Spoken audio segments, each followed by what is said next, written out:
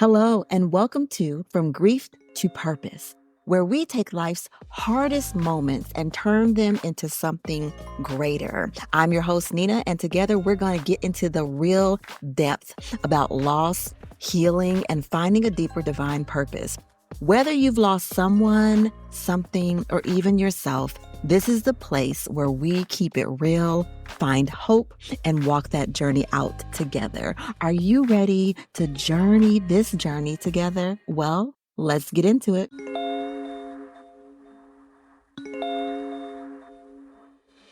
All right, welcome back to the From Grief to Purpose podcast.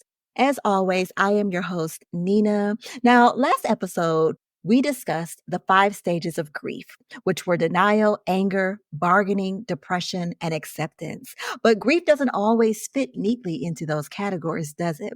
Grief is a deeply personal experience that can show up in many ways, and it doesn't always follow a set time or a structure. It does not.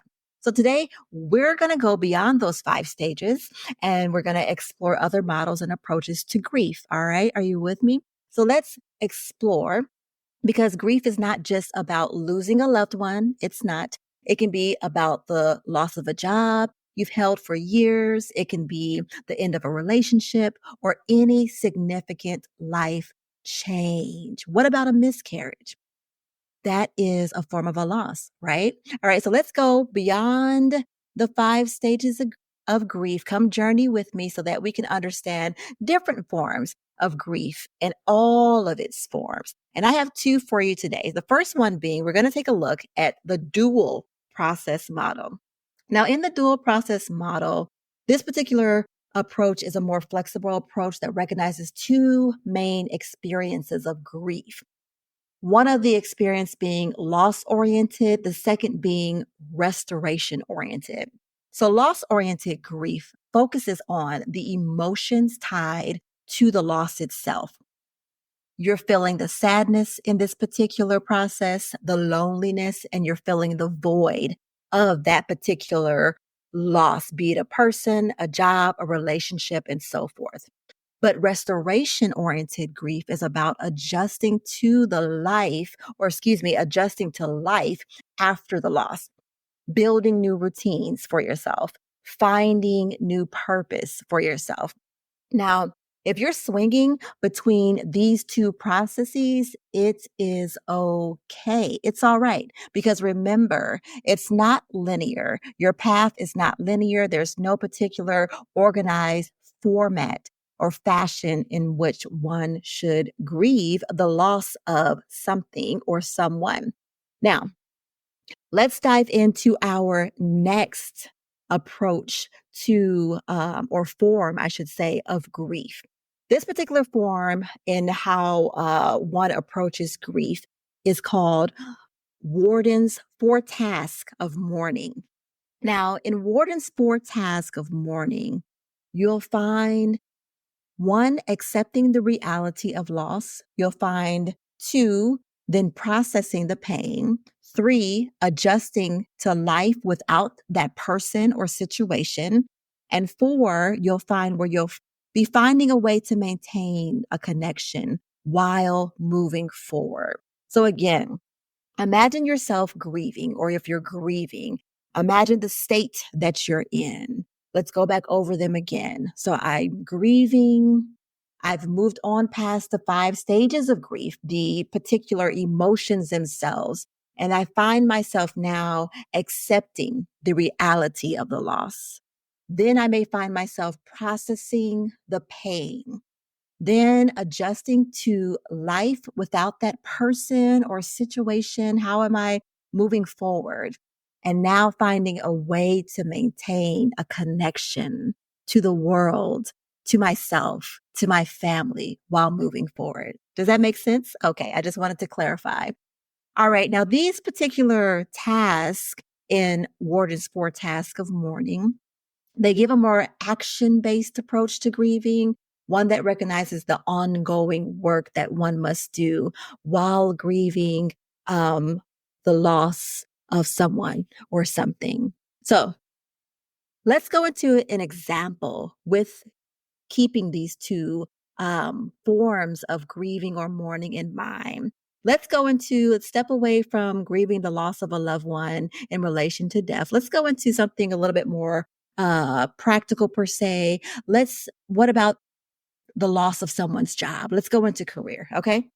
So take the example of someone who has worked at the same job for 20 years and suddenly is laid off out of nowhere.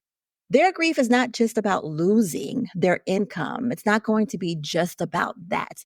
It's about also losing a part of their identity, right?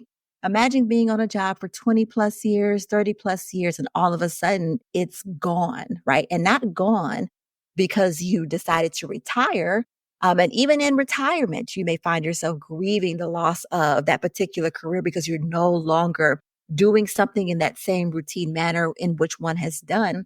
But you've lost this job because you were either fired or laid off. So imagine the particular emotions one is going through with this particular career loss. So this person may cycle through moments of the same emotions as we found in the 5 stages of grief, but per se, they may cycle through moments like sadness, anger, confusion, right? What do I do next? Who am I? Because your identity, that person's identity was wrapped up in that career field.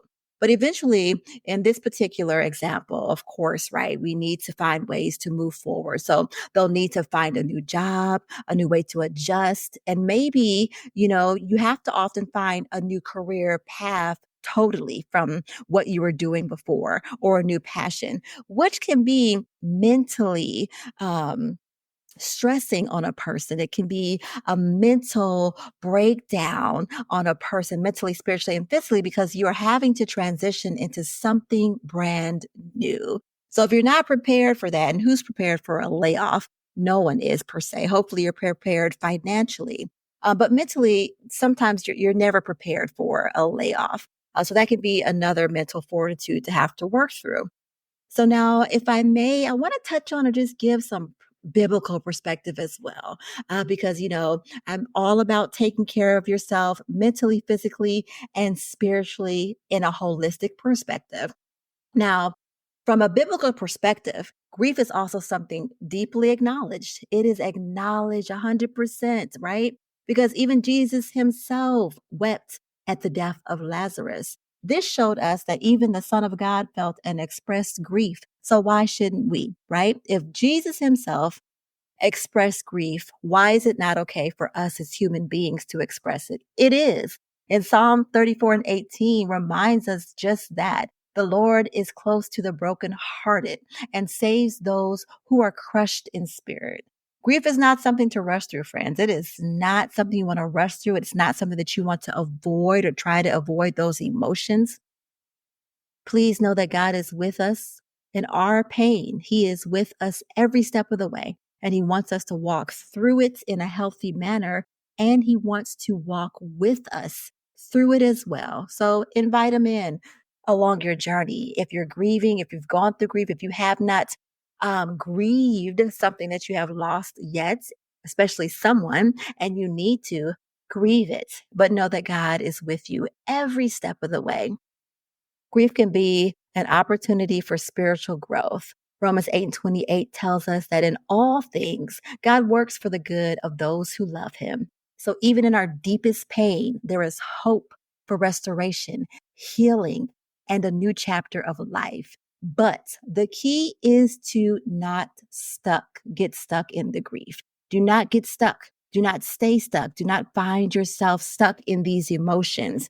Um, of sadness, anger, denial, depression. When you find yourself stuck or just feeling like you cannot move forward out of the grieving process, reach out. That's when you want to get in contact with someone like a professional counselor, therapist, spiritual advisor, or a grief coach like myself. Now, this brings me to a very important part, maybe even the most important part, living beyond grief. All right. You have to live and decide to live beyond your grief, beyond grieving. something or someone, decide and make that decision to continue to live on. Yes, it's hard to do when you're in the process of the initial portion of grieving the loss of something or someone. But, it's important to take those steps, those healthy steps to move forward. So, yes, we honor what we've lost. Yes, we allow ourselves to feel every emotion. It's so important in our healing journey. But eventually, we need to take steps toward healing to rebuild our lives in a way that honors what or who we have lost. This doesn't mean forgetting, what or who you've lost. It does not mean to forget. It just means finding a way to live fully again. Okay. Because there is life after loss. Now, if you're struggling with grief, whether it's the loss of a loved one, a job, or even a way of life, I invite you to reach out. You don't have to walk this path alone. I'm going to say that again. You do not have to walk this path alone. Do not make that decision. Don't do it. Do not do it, friend. I want you to visit That Dose of Encouragement, okay?